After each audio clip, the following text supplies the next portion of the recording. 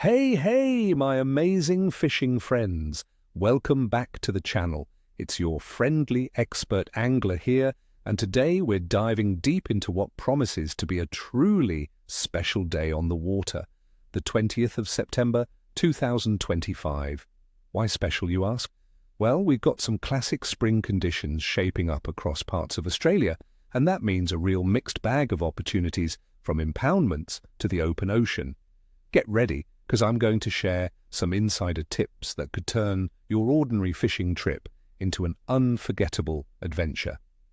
You'll discover exactly where the fish are hiding and what baits will have them biting like crazy. Don't go anywhere.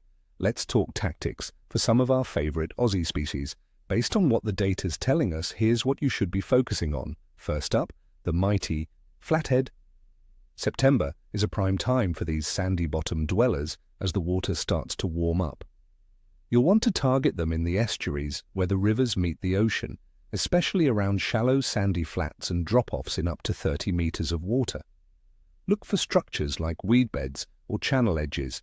On this particular day, with the water temperature around 18 to 19 degrees Celsius, they'll be actively feeding.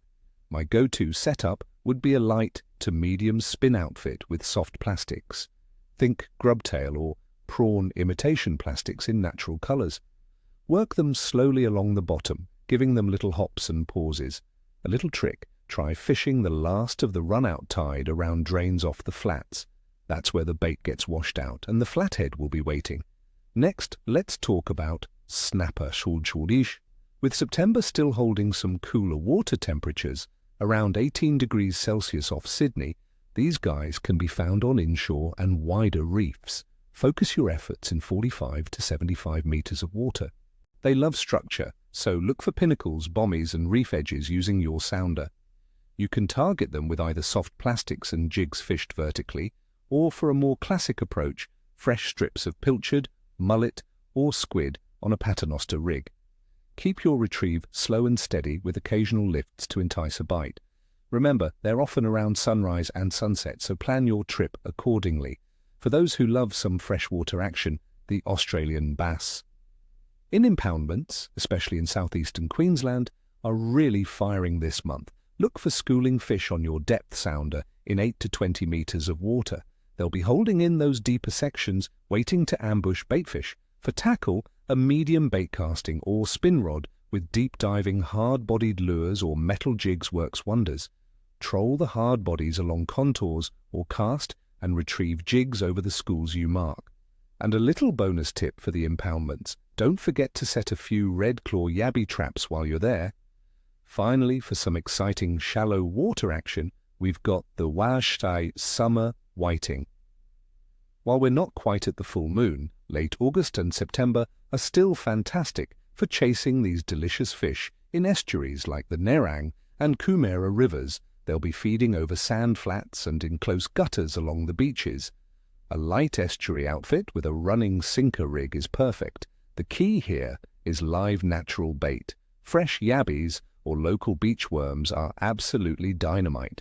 Cast into the gutters on an incoming tide and be prepared for some surprisingly strong pulls from these little fighters. Now let's break down the conditions for the 20th of September, 2025. The weather. We're looking at a pretty pleasant day in Sydney, Australia. Daytime temperatures will peak around 20 degrees Celsius, dropping to about 11 to 14 degrees Celsius overnight.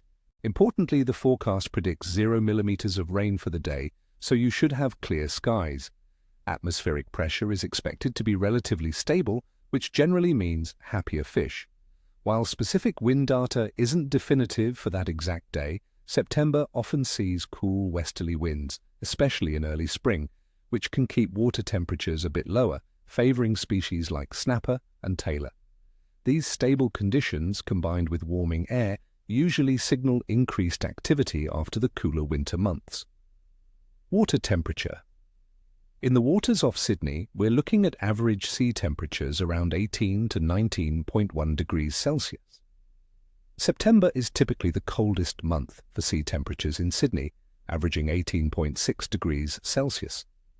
This transitional temperature means some cooler water species are still active, while others are just starting to ramp up as the sun warms the shallows. Fish will be more active in the warmer parts of the day. Moon phase.